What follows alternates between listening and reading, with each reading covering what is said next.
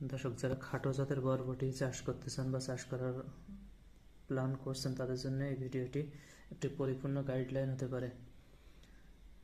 তো আমরা সাধারণত মাচায় বরবটি চাষ করে থাকি, যে বরবটিগুলো চাষ করা অত্যন্ত ব্যয়বহুল এবং আপনার যে মাচা করার জন্য একটি অতিরিক্ত খরচ আছে এবং লতা পাতার পরিমাণ বেশি হওয়াতে এখানে রোগ পোকার একটা অত্যাধিক মাত্রায় আক্রমণ দেখা যায় এবং অনেক সময় দেখা যাচ্ছে বিভিন্ন কীটনাশক দিয়েও এগুলো প্রতিরোধ করা যায় না বা পোকামাকড় দমন করা যায় না, ফলে ওই ক্ষেতটা নষ্ট করে দেওয়া হয় বা আপনার যে টার্গেটেড যে ফলন সেটা পাওয়া যায় না।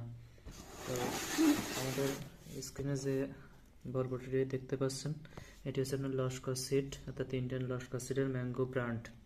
এই ব্র্যান্ডটা যদি আপনার না থাকে তাহলে সেটি হবে নকল প্রোডাক্ট। এখানে দেখেন ম্যাঙ্গো ব্র্যান্ড, এটি লস্কর সিডের একটি প্রোডাক্ট এবং এটি খাটো জাতের বরবটি, অর্থাৎ গাছের উচ্চতা 1.5 থেকে সর্বোচ্চ 2 ফিট হয় এবং এক একটি গাছ প্রতি আপনার 1.5 থেকে 2 কেজি পর্যন্ত ফলন পাওয়া যায়। তো 1.5 থেকে 2 কেজি ফলন মানে বিশাল ব্যাপার এক একটি গাছে। অন্যান্য গাছের ক্ষেত্রে কি হয়, মাচার জন্য অতিরিক্ত খরচ হয়, যেটা অনেক কৃষকের পক্ষে বহন করা সম্ভব হয় না, বা স্টার্ট আপে যারা বা কৃষি উদ্যোক্তা যারা হন তারা আসলে প্রথম দিকে অতিরিক্ত মাত্রায় খরচ করা সম্ভব হয় না। তারা এই জিনিসটি নিতে পারেন।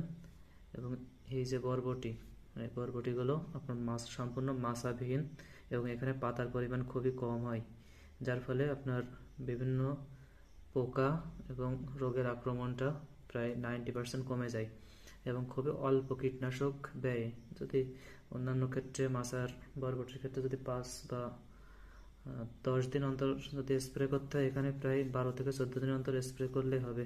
এবং অন্যান্য ক্ষেত্রে যদি বিঘা প্রতি 3 থেকে 4 ব্যারেল স্প্রে করা লাগে, এখানে মাত্র 1 ব্যারেল স্প্রেতে বিঘা প্রতি আপনি কীটনাশক সাশ্রয় করতে পারবেন, অর্থাৎ 3 ব্যারেল আপনি কীটনাশক এখানে সাশ্রয় করতে পারবেন।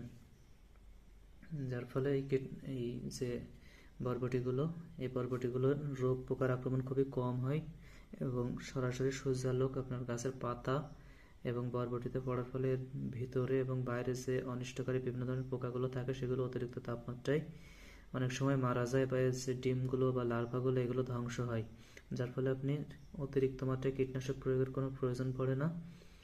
এবং বরবটির রঙগুলো খুবই উজ্জ্বল রঙের হয় এবং বাজারে প্রচুর চাহিদা থাকে এবং অন্যান্য বরবটির মতো আপনার যে আঁকা বাঁকা বা আপনার বিভিন্ন ধরনের সমস্যা থাকে সেগুলো এখানে নেই, সরাসরি হওয়া মাত্রই নিচে ঝুলে পড়ে।